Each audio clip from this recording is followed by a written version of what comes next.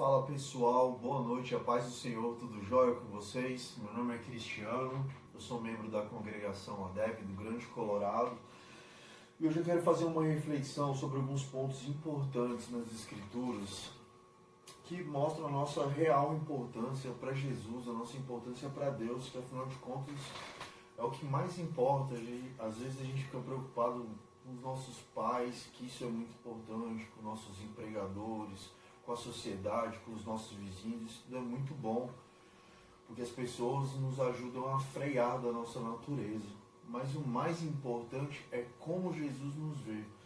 Então, assim, antes de começar, eu gostaria de fazer algumas perguntas. Eu queria que vocês pegassem aí um papel, um bloquinho de notas, anotassem as perguntas, deixassem de lado, refletissem um pouquinho e respondessem, que no final a gente vai estar voltando para falar sobre isso. A primeira pergunta é: como você se vê? O que você pensa sobre quem você é? A segunda pergunta é: como os outros te veem? O que eles pensam sobre você? E é claro, a pergunta mais importante de todas: como Jesus te vê? Então vamos lá? Vou começar com uma breve oração e a gente entra nas Escrituras. Senhor Deus, muito obrigado, Senhor Deus, por esse momento, Pai. Tu és um Deus bom, Pai.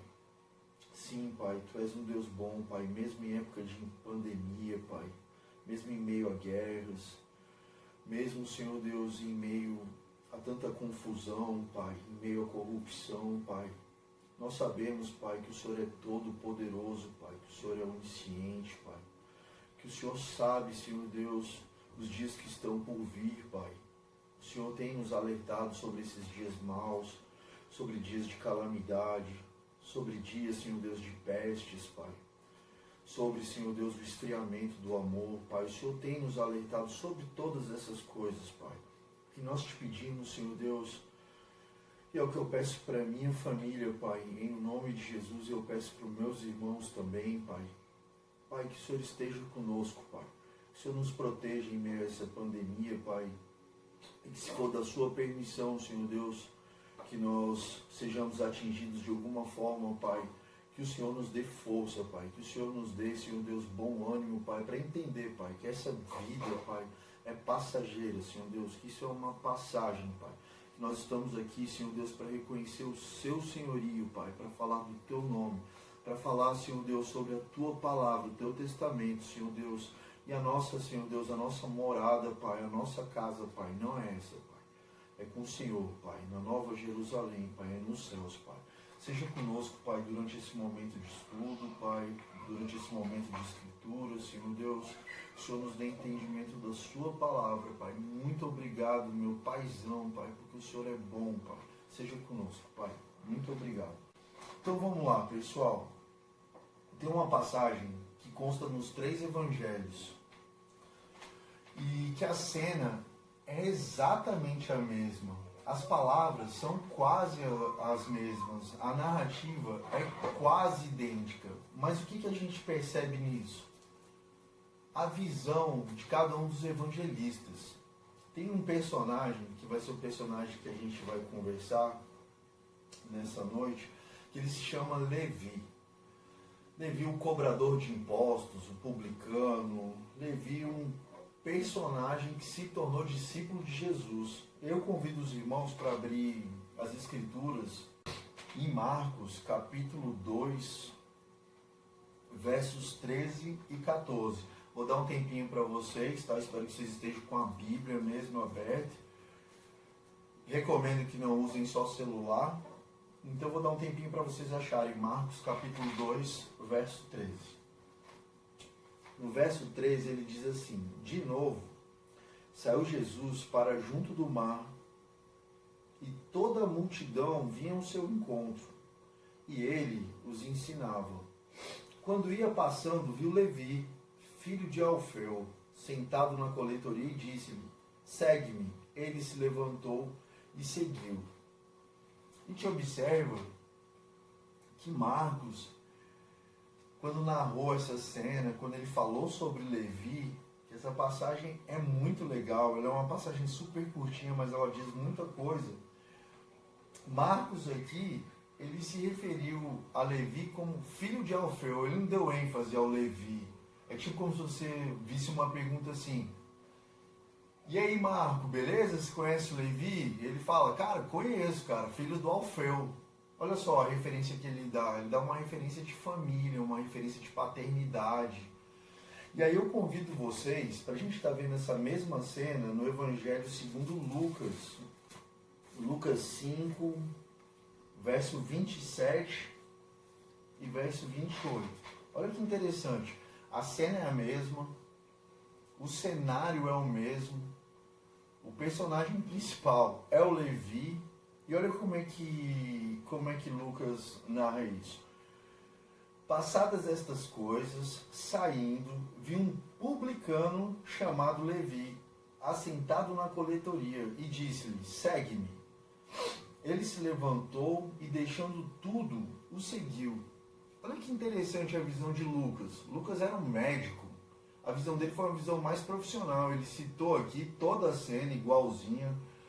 Falou do Levi, só que ele não falou filho de Alfeu. Ele falou o quê? Publicano.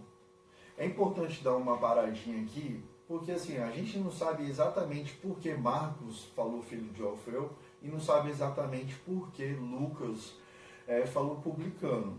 Mas a gente viu que um prestou atenção no pai, prestou atenção na família, ficou muito forte para ele, é filho do fulano de tal. E aqui você vê Lucas, que é um médico, né, deve ter se esforçado para ter um cargo, deve ter se esforçado para chegar nisso. Para ele o valor era isso, ele era um publicano. Aí a gente tem que entrar um pouquinho na história. Como que eram os publicanos? Que profissão era essa? Por que isso chamou a atenção? Por que a gente vê tantas passagens na Bíblia, até o próprio João Batista, e algumas passagens até que Jesus cita, sabe? Pô, os publicanos e os pecadores. Então, esse termo publicano, essa função publicano, Roma dominava aquele território hebreu ali, Jerusalém especificamente, os arredores. Então, assim, Roma tomou, dominou, extorquiu, sugou toda a energia daquele povo e ficava ali subjugando. E publicano era um coletor de impostos. Roma cobrava impostos abusivos e tinha a função de ser publicano. O que era ser um publicano? Roma pegava e lançava como se fosse um concurso para que abrissem vagas para um próprio judeu se tornar coletor de impostos. E o que acontecia? Esse coletor de impostos, esse publicano, pela tradição, por essa função ser tão mal falada e ter tantas ocasiões nas escrituras que citam os publicanos com esse adjetivo ruim, denegrindo, que a gente pode comparar hoje como se fosse chamar alguém de corrupto, alguém que estivesse fraudando, alguém que estivesse extorquindo, alguém que estivesse tratando com abuso o povo, ou desviando dinheiro. Então o publicano, ele era um sujeito que ele tinha que passar para Roma determinada quantia de imposto, mas ele tinha uma certa liberdade, então ele podia aumentar os impostos. Os publicanos, eles tinham fama de enriquecer ilicitamente por causa disso. Quando passava um publicano, e aí era o caso de Levi, quando passava um publicano, pela tradição judaica lá, eles cuspiam no pé. Eles deviam sussurrar um monte de palavra ruim, tipo assim, ladrão, nossa, traidor, cara, esse cara é um traidor, esse cara está enriquecendo, pô, ele está trabalhando para os romanos, ele está enriquecendo contra o seu próprio povo, em gíria popular, virou casaca, enfim. Então, assim, as pessoas sussurravam isso, outras mais exaltadas, com certeza deviam gritar, igual a gente faz passeata, igual a gente vai pra rua dizendo, ladrão, impeachment, não sei o quê.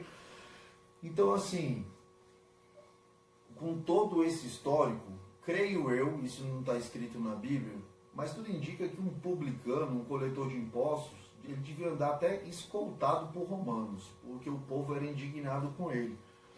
Então nós vimos essas duas visões até agora. Marcos falando, fazendo uma referência de família, Lucas frisando bastante que ele era um publicano. E agora a gente vai ver como Mateus está falando do seu próprio chamado. Vamos lá, pessoal. Mateus 9, versículo 9. Vamos ver o que acontece aqui? Olha que barato. Partindo Jesus dali, viu um homem chamado Mateus sentado na coletoria e disse-lhe: segue-me. Ele levantou e o seguiu. Pessoal, Mateus é o próprio Levi que nós lemos em Marcos e em Lucas. Ele está falando do próprio chamado. Olha que coisa linda. Cara, olha que Deus maravilhoso. Olha só, uma mudança de nome. Você sabe o que significa Mateus? Presente de Deus. Como pode? Olha como é que ele está se vendo nessa passagem. Ele não está se vendo como filho de Alfeu. Eu sou filho do meu pai Alfeu. Não está batendo nas costas, minha família aqui. Ele não está se vendo como um pecador, como um cara que estava extorquindo o povo. Ele não está olhando para o pecado dele. Jesus olhou para ele está descrevendo a própria cena. Jesus falou: Mateus, vem e segue-me. Olha, instantaneamente, o nome dele não é Levi, agora ele é Mateus, um presente de Deus. E ele levantou e o seguiu. Antes de continuar aqui, um pouquinho para os próximos versículos que eu quero ler, eu queria dividir com vocês uma coisa. Olha só como é que Jesus é. Jesus é fantástico, porque Deus olha para a gente através das lentes de Jesus. Porque se Deus olhasse para a gente com os nossos pecados, a gente seria esmagado. Porque Deus é santo. Por isso que veio Jesus e morreu por nós, derramou sangue, para poder nos limpar, nos purificar de todo pecado. Esse cara aqui, detonado emocionalmente, como é que alguém levanta e segue? Com certeza é o poder de Deus, com certeza é Jesus vindo, Jesus fazia milagres, Jesus fazia a gente levantar e perdoava a prostituta, e ele curava doenças, e Jesus, ele era o próprio Deus, ele tinha esse poder, as multidões o seguiam, estava todo mundo faminto. Mas aí eu vou falar, tá? Essa é a Bíblia na versão do cristiano. Eu olho para um cara desse, Levi, que se tornou Mateus, como eu vejo muita gente hoje que tem uma situação financeira fantástica, tem uma vida de status, a gente vê postando em rede social, você vê gente viajando. E algumas dessas pessoas que praticam atos ilícitos e estão esbanjando numa vida boa, essas pessoas também estão lotando consultórios psiquiátricos, essas pessoas também estão se entupindo de medicamento. Várias dessas pessoas, infelizmente, por não terem a oportunidade de conhecer Jesus, de Jesus chegar para elas e falar: cara, vem do jeito que você está. Cara, você está roubando? Não roube mais. Você está pecando? Não peque mais. Você está mentindo? Não minta mais. Vem, é vida nova, é um caminhar novo. Cara, para mim, Mateus, que é Levi, ele estava sedento. Ele podia estar com o bolso cheio de dinheiro. Ele podia estar morando numa casa muito melhor do que a casa dos seus irmãos judeus ali, dos seus patrícios. Mas o coração dele devia estar esbagaçado, o coração dele devia estar esfomeado. Quando vê a palavra de vida eterna, olha só, cara, o cara era coletor de imposto, publicano, protegido por Roma, ganhava sua grana. Jesus vem ali andando, passeando, falando com multidões, andando em barco, cruzando. Ele vem. Agora eu quero só continuar aqui, eu vou pegar na própria versão do próprio Mateus, só o verso 10 em diante. E sucedeu que, estando ele em casa, na casa dele, à mesa, muitos publicanos e pecadores vieram e tomaram lugares com Jesus e seus discípulos. Cara, o nome disso é evangelismo. No primeiro dia, na primeira semana, na primeira hora, olha só, cara, eu entendi que eu estou perdoado, eu entendi que eu não sou esse pecador, porque Jesus está vindo me libertar, eu estou ficando livre dos pecados. Não só isso, eu estou com o nome mudado, tenho umas boas novas, estou livre. O que eu fiz? Chamei minha galera toda, vem pra cá, todos os publicanos, Roma e libera todo mundo aí, que hoje ninguém vai cobrar imposto não, nós vamos fazer um banquete aqui com Jesus. A palavra de Deus diz que os publicanos e os pecadores vieram e tomaram lugares com Jesus e seus discípulos. Isso é o verso 10 de Mateus. Aí o verso 11. Ora, vendo isso, os fariseus, que eram os religiosos da época, que Jesus tanto surpreendeu com amor, tanto surpreendeu com parábolas, tanto surpreendeu com atitudes e gestos, às vezes gestos nervosos mesmo, quando eles viam lá que a casa do Senhor estava sendo usada como comércio. Olha só, ora, vendo isso, verso 11, os fariseus perguntavam aos discípulos: por que come o vosso mestre com os publicanos e pecadores? Mas Jesus, ouvindo, disse: os sãos não precisam de médico, e sim os doentes. Cara, Jesus é lindo demais. Ele veio para os doentes, ele veio justamente para os levis, para os cristianos, para o João, para Maria, para a prostituta, para o pecador, para o ladrão, para os doentes, para as pessoas com depressão, para as pessoas desacreditadas, para as pessoas que não têm esperança nenhuma. Ele fala: eu não vim para os sãos, eu vim para os doentes. E ele ainda continua para os fariseus, ele fala assim: ide, porém, e aprendei o que significa misericórdia eu quero e não holocaustos, pois eu não vim chamar os justos, e sim pecadores ao arrependimento. Vou falar uma coisa para vocês, e eu agradeço muito essa oportunidade, desculpa o nervosismo, nunca gravei vídeo, essas coisas. Para mim é uma coisa nova, mas eu vou falar uma coisa para os irmãos. Eu tenho visto, e eu falo isso por mim, porque eu passei por isso, nem faz tanto tempo assim. Eu tenho visto que a gente se vê de uma forma muito errada. O inimigo entra muito na nossa cabeça. Ele consegue entrar de tal forma que eu, cristiano, eu me via um cara que não tinha mais jeito. Eu via um cara que minha família, eu não tinha condição de cuidar da minha família, que eu não tinha condição de ser um pai, que eu não tinha condição de prosperar financeiramente, que meus planos tinham sido frustrados, que não tinha mais jeito para mim. E se eu acreditasse nessa visão que o inimigo quer que eu acredite, cara, sem brincadeira, eu só não tirei minha vida porque eu sou cristão, mas pô, já quis entregar os pontos várias vezes. E graças a Deus Jesus veio. Cristiano, vem cá, para com isso aí, para com esse mimimi. Eu sou Deus, eu sou Jesus, eu mudo história, eu tenho a palavra criadora. Se eu disser levanta e anda, cara, você levanta e anda. Se eu disser vai, pode ir, porque eu estou dizendo, eu conheço o futuro. Então eu tenho visto isso. A gente pega, a gente não consegue se enxergar bem. A gente fica muito mexido. Cara, às vezes é uma palavra de uma mãe, coitada, não teve escola para ensinar uma mãe a ser mãe. Você já parou para pensar nisso? Não teve uma escola para ensinar pai a ser pai. Cara, se é filho deles, é a primeira vez que eles estão sendo pai e mãe. Às vezes a gente pega uma palavra dos nossos pais e pronto, o mundo desabou. Ai meu Deus, minha mãe falou isso. Às vezes você está ali trabalhando, cara, seu chefe, ele tem uma vida, ele tem os problemas dele. Às vezes seu chefe descarregou alguma coisa em cima de você. Ele estava com um ânimo horrível. Eu não sei. Você pegou uma palavra daquela, você se frustrou, nunca mais trabalhou da mesma forma, andou de cabeça baixa. Às vezes um namorado, uma namorada, às vezes um relacionamento de amizade, um melhor amigo, uma melhor amiga.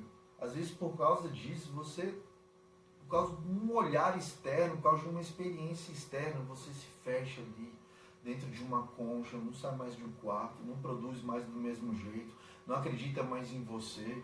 Cara, você começa a não buscar mais o Senhor, você começa a desacreditar, você começa a parar de buscar a Deus. Eu quero te falar o seguinte, lembra das 3 perguntas do começo? Então, a primeira pergunta é, como você se vê? O que você pensa sobre quem você é? Eu não sei vocês, mas em muitos momentos eu só pensei coisa ruim de mim.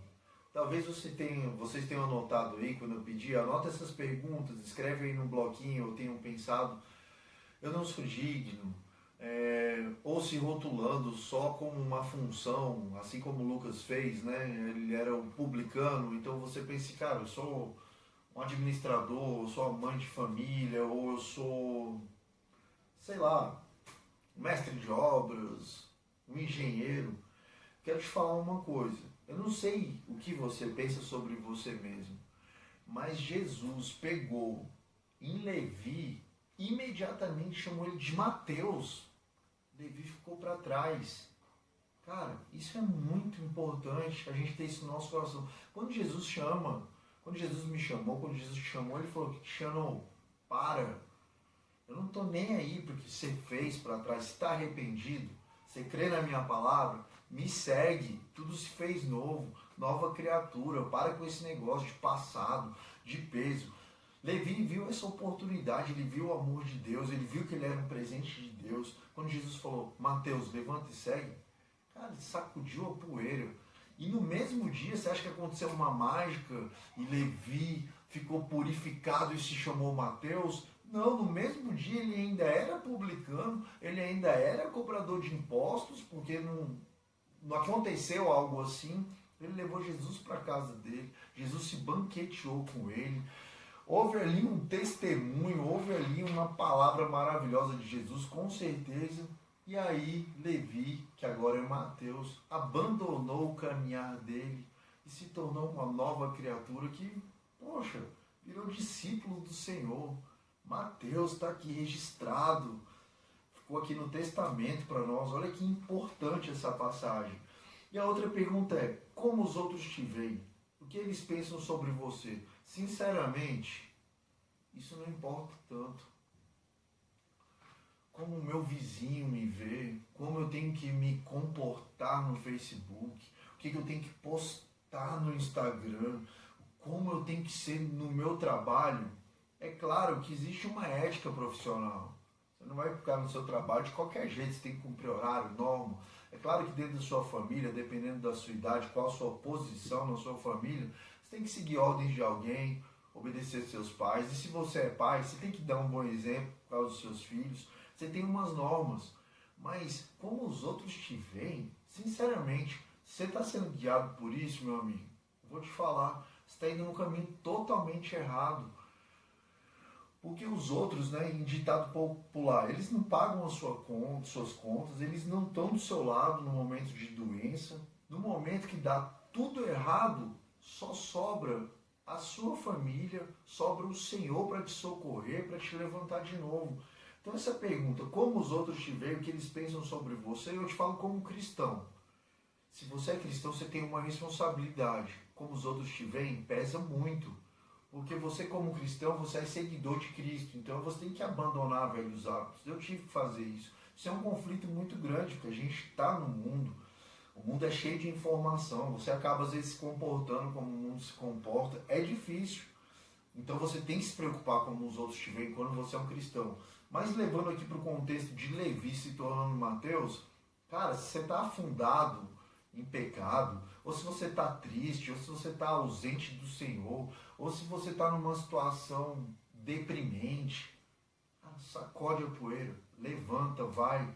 Jovem, se você está totalmente tomado pelo mundo, se tudo está te cercando, é só sensualidade, é só seriado, é só celular, é só rede social, é só comparativo de gente que tem muita grana, de gente que está viajando, você não tem, fica aquela pressão da gente aparentar uma vida. Sinceramente, não se importe com isso. Você tem que se importar é como você se vê. E agora, é claro, a terceira pergunta. O mais importante disso, o principal, o que Jesus pensa de você? Não importa se você é gordo, magro, se você é rico, se você é pobre.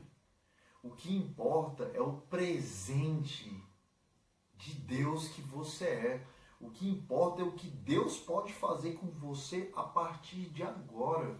Assim como aconteceu com Levi, cabe a nós segurar. Eu vou te falar, eu tenho segurado isso com todas as minhas forças. Eu sei que não existem oportunidades infinitas, eu sei que o tempo passa, eu sei que Jesus está voltando, Eu sei que muita coisa pode acontecer, ainda mais com tudo isso que a gente está assistindo por aí.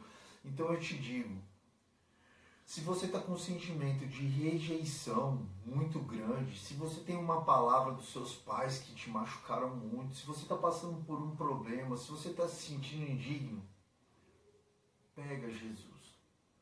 Acredita que Ele está mudando o seu nome espiritualmente. A palavra de Deus fala sobre um novo nome, fala sobre nova terra, novo céu. Então, meu irmão, vamos viver essa novidade de Deus. Vamos nos permitir ser revigorados, ser alcançados por esse Cristo que está nos chamando.